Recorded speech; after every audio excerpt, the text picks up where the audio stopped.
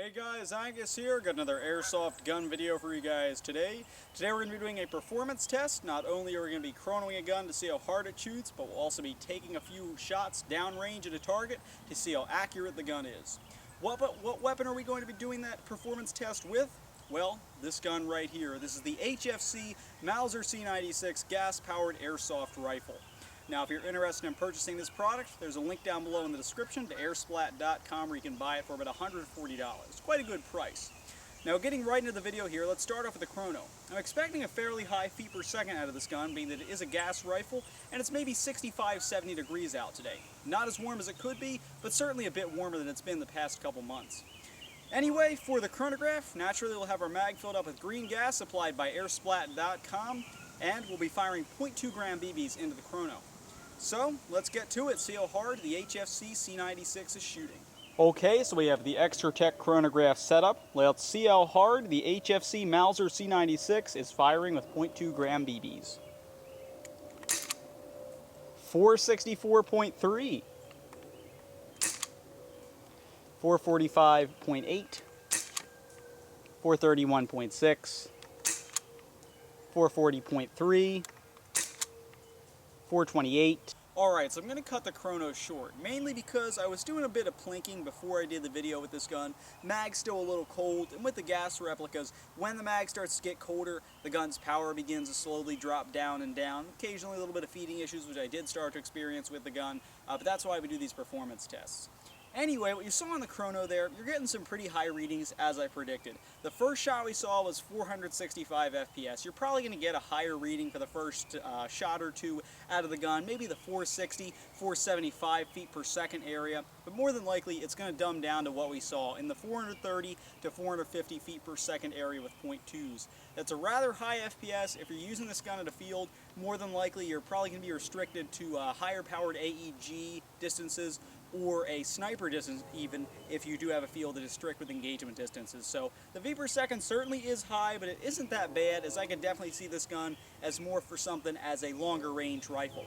But we're going to test it out right now as we take a few shots at a target using 0.28 gram BBs and green gas. Also, our hop is adjusted for this accuracy test, so let's go ahead and take a couple shots with the HFC C96.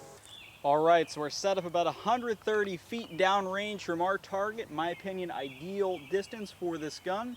My apologies for the crude lawn chair target. However, I have noticed that it actually works very well because it allows you to see and hear the BBs come into contact with it. So let's go ahead, take a couple shots.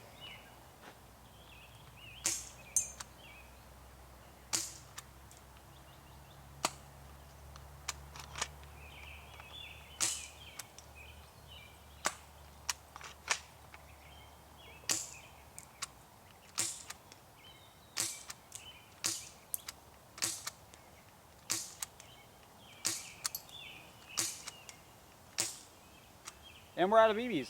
Alright, so the accuracy of this weapon, it's pretty much what I expected. I didn't expect a huge amount of consistency accuracy-wise from the gun. Being that it's powered by gas, the FPS is, usually changing a little bit, dropping, going a little bit higher, depending on how it's shooting, how cold the magazine is. And also, I think the .28s are a little too heavy for this gun. I'd probably recommend .25s. If you may have noticed, some BBs were dropping directly in front of the target.